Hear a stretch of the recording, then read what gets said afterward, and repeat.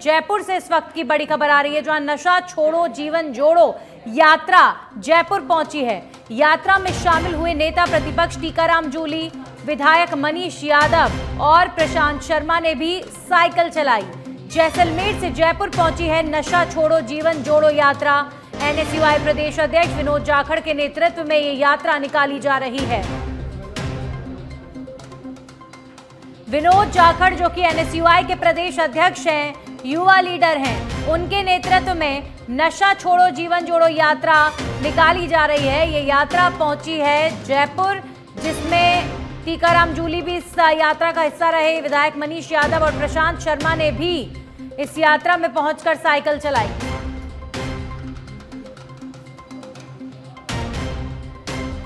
और इसी बीच जयपुर से इस वक्त की बड़ी खबर आ रही है। मिलावट खोरों पर खाद्य विभाग का एक्शन। अतिरिक्त खाद्य सुरक्षा आयुक्त पंकज ओझा ने बड़ा एक्शन लिया है।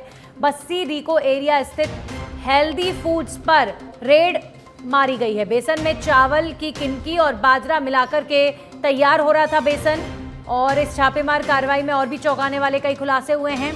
छोटी लाल लकड़ा ब्रांड मोतिया बेसन के नाम से पैकिंग की जा रही थी। पूरे प्रदेश में मिलावटी बेसन की सप्लाई भी की जा रही थी। अलग अलग तरह के बेसन के कट्टे यहां पर बरामद किए गए हैं। मौके पर टीम अभी फिलहाल सैंपल समेत विभागीय कार्रवाई करने में जुटी हुई है। मौके से बरामद किए गए हैं 538 बोरियां बेसन की। तो हेल्दी फूड्स पर रेड मार कार्रवाई और अलग अलग तरह के बेसन के कट्टे यहां बरामद हुए, जिसमें मिलावट खोरी का गोरख धंधा चल रहा है। ऐसा बड़ा खुलासा फूड सिक्योरिटी की टीम ने किया है। तो त्योहार के सीजन में मिलावट खोरों पर शिकंजा। खाद्य विभाग ने मिलावट पर एक्शन लिया है और बड़ी कार्रवाई को अंजाम दिया है।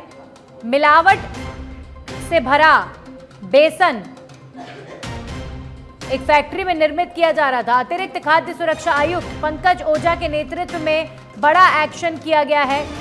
बस्सी रिको एरिया स्थित हेल्दी फूड्स नाम की एक कंपनी की फैक्ट्री में रेड मारी गई है। बेसन में चावल की किनकी और बाजरा मिलाकर के बेसन तैयार किया जा रहा था।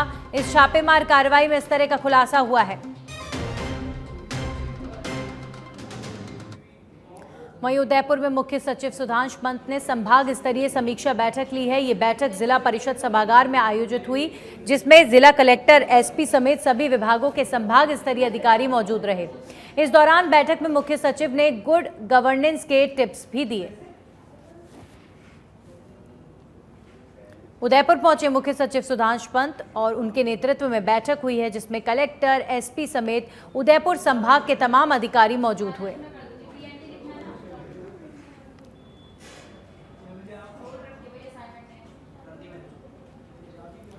वहीं जैसलमेर के पोखरण से खबर आ रही है। लवा गांव के पुलिस चौकी के सामने भीषण सड़क हादसा हो गया। कार और बस की आमने सामने जबरदस्त भिड़ंत हो गई है। कार सवार युवक की मौके पर ही मौत, वहीं एक व्यक्ति घायल बताया जा रहा है। अभी फिलहाल महिला को लाया गया है पोखरण के जिला अस्पताल और इलाज जारी है। भीषण सड़क हादसा जैसलमेर के पोखरण में हुआ है। कार और बस की आमने सामने से जबरदस्त भिड़ंत हो गई, जिसमें एक कार सवार युवक की मौके पर ही मौत हो गई है। तो अभी फिलहाल जो लोग घायल इस हादसे में हुए हैं, उन्हें फौरन अस्पताल पहुंचाया गया है। घायलों का इलाज जारी है। लेकिन आप देखिए, कई बार सड़क पर हम खुद नियमों की अवहेलना करते हैं, नियम फॉलो नहीं करते हैं।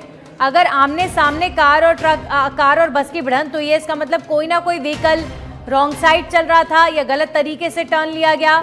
ओवर स्पीड दोनों व्हीकल की रही होगी कि समय रहते कंट्रोल नहीं हुआ। छोटी छोटी लापरवाहियां कितने बड़े हादसों को अंजाम देती हैं और कितने लोगों की जिंदगियां चली जाती हैं। एक छोटी सी बात हम और आप समझ नहीं पाते। वहीं जोधपुर के शेरगढ़ से खबर आ रही है, जहां जनजाति समुदाय के लिए मां बाड़ी केंद्र खोलने की मांग की जा रही है। विधायक बाबू सिंह राठौड़ ने विधानसभा में ये मांग उठाई। विधानसभा में राठौड़ ने तारांकित प्रश्न के माध्यम से मांग की है। जनजाति के लोगों ने विधायक का अब आभार भी व्यक्त किया है।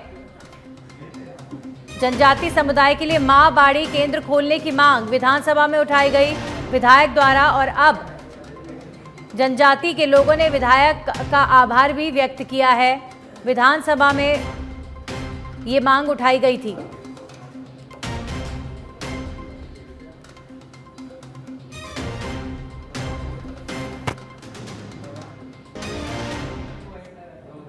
अब खबरों में आगे बढ़ेंगे और बात करेंगे। खबर अजमेर के पुष्कर से है, जहां पर अभिनेता राघव जुयाल ने आध्यात्मिक नगरी पुष्कर का भ्रमण कर ब्रह्म सरोवर में आस्था की डुबकी लगाई।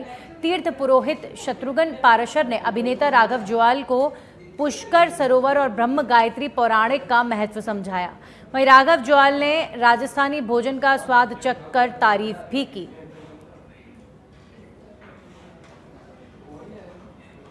राजस्थान में आईफा अवार्ड्स चल रहे हैं।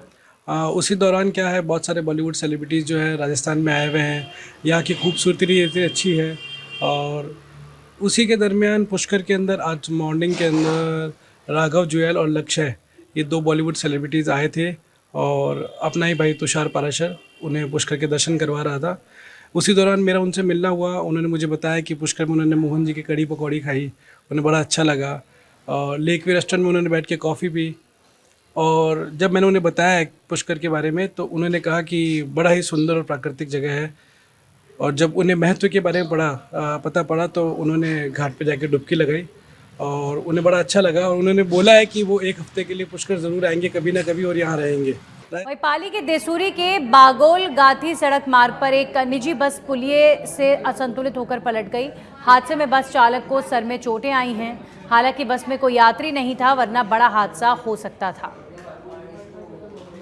पाली के देसूरी में एक प्राइवेट बस पुलिया से अचानक असंतुलित होकर गिर गई।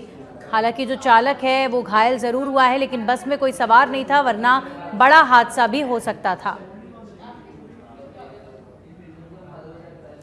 वहीं जैसलमेर के भड़ियाणा से खबर आ रही है। सांकड़ा के पास टायर फटने से हुआ हादसा। वैन के पलटने से 7 लोग घायल हो गए हैं। सभी घायलों को अस्पताल में भर्ती कराया गया है। सांकड़ा थाना पुलिस मौके पर पहुंची है।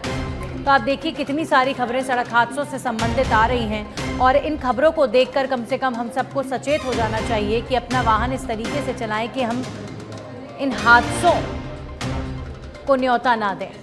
जैसलमेर के भड़ियाणा में वैन के पलटने से 7 लोग घायल हो गए।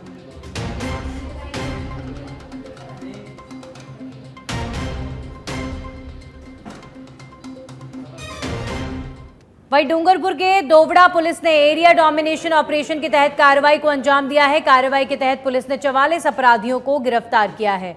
वहीं पकड़े गए सभी 44 आरोपी वारंटी चालानशुदा सक्रिय अपराध में शामिल होने बताए जा रहे हैं।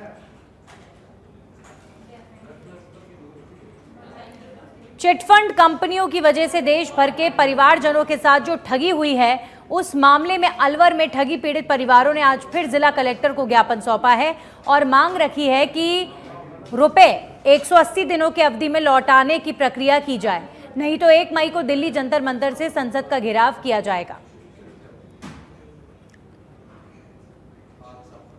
और हमारी समस्या ये है कि ये बर्ड्स एक्ट 2019 में माननीय नरेंद्र मोदी ने संसद में पारित करके ये कानून बनाया था। तो ये कानून जो बनाया था, तो ये कानून ये कह रहा है कि भाई जितनी भी जो मैंने कंपनियां बंद की थी हैं, नरेंद्र मोदी जी ने ये खुद ने कहा है कि मैंने जितनी भी जो संस्थाएं बंद की हैं, उन सारी संस्थाओं का, सारी कंपनियों का, यानी 3 लाख कंपनियों का भुगतान इस एक्ट के तहत हम करेंगे और 180 दिन में करेंगे और 2 से 3 गुना भुगतान करेंगे। तो इस कानून के तहत ही सर हम लड़ाई लड़ रहे हैं और हमारी मांग यही है कि हमारे पीड़ित परिवारों के आवेदन जल्दी से जल्दी लेकर और हमारे क्या है कि भुगतान की प्रक्रिया 180 दिन में दिलाने की कृपा करें। वैसे हम क्या है कि काफ़ी दिनों से इस बीमारी से पीड़ित हैं। कम से कम 3 महीने हमने रेगुलर यहाँ सचिवालय के सामने बैठ के धरना दिया था। उस पीरियड में भी हमने जिला प्रशासन से, एसपी महोदय से और हमारे जिला कलेक्टर जो महोदय जी हैं, उनसे भी हमने बार बार ज्ञापन देते हुए चले आ रहे हैं, लेकिन आज तक हमारी उस ज्ञापन की कोई प्रक्रिया और कोई सुनवाई नहीं कर पा रहे। तो हमारी वहीं चूरू में महिला दिवस के मौके पर स्वयं सहायता समूह की महिलाओं ने एक कार्यक्रम आयोजित किया था, जो नगर परिषद के जरिए अलॉटेड जमीन पर होना था। लेकिन कार्यक्रम शुरू होने के कुछ ही देर पहले नगर परिषद के कर्मचारियों ने वहां पर प्रोग्राम करने से मना कर दिया, जिससे एक बार फिर माहौल गर्मी में बदल गया। कार्यक्रम में बतौर अतिथि जिला प्रमुख वंदना आर्य भी मौजूद थीं। महिलाओं के जरिए उनके साथ हुई अपमानजनक घटना की जानकारी देने के बाद अब जिला प्रमुख वंदना आर्य ने संज्ञान लेने की बात कही है और इसे अपमानजनक बताया है। वहीं दूसरी ओर कांग्रेस कमेटी के जिला उपाध्यक्ष ने बताया कि उनको भी महिलाओं के जरिए शिकायत प्राप्त हुई थी। इसके बाद अब महिलाओं का अपमान करने वाले अधिकारियों के खिलाफ कार्रवाई करने की बात कही है।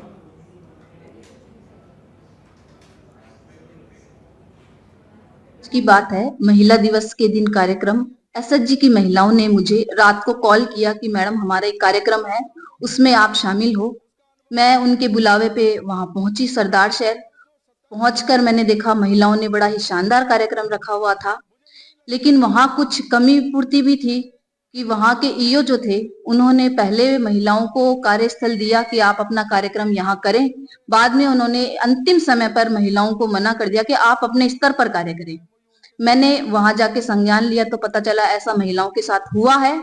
तो मैं ईओ को बुलाकर भी व्यक्तिगत रूप से मिलूंगी और कलेक्टर साहब से भी मिलकर इस बात के संज्ञान लूंगी, क्योंकि जो महिला दिवस है वो वाकई में हम सब महिलाओं के लिए बड़ा गौरव वाला दिन होता है। देश के प्रधानमंत्री जी ने भी महिला दिवस पर और महिलाओं के लिए बहुत सारी योजना बनाए हैं। उन्होंने महिलाओं को हमेशा ऊपर रखा है।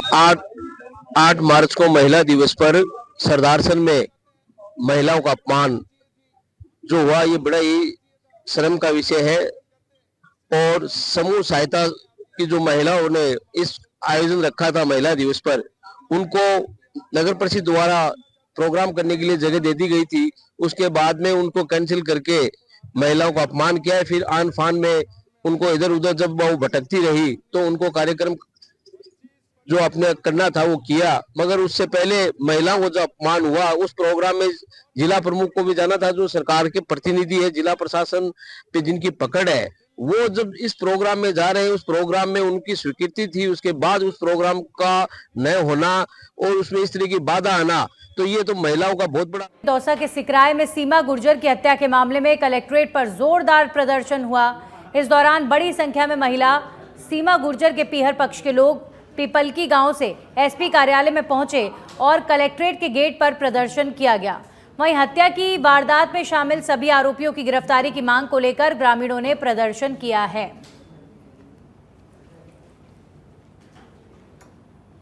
इसमें कारण ये है कि ग्राम पीपलकी की जो बहन है, उस बहन को निर्मम हत्या के तरीके से मारा गया है और वो 6 तारीख की घटना है। उसमें पूरा परिवार सम्मिलित है उसके अंदर, और उसको मारने के बाद में जो सिकंदरा डिस्पेंसरी है उसमें भेजा गया है।